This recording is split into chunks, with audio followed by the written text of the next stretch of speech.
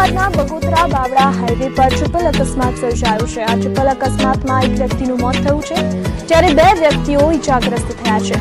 2 car અને truck વચ્ચે અકસ્માત સર્જાયો હતો, જેમાં ઇજાગ્રસ્ત થયેલા લોકોને હાલ સારવાર માટે ખસેડવામાં આવ્યા છે અને વધુ તપાસ હાથ ધરવામાં આવી છે।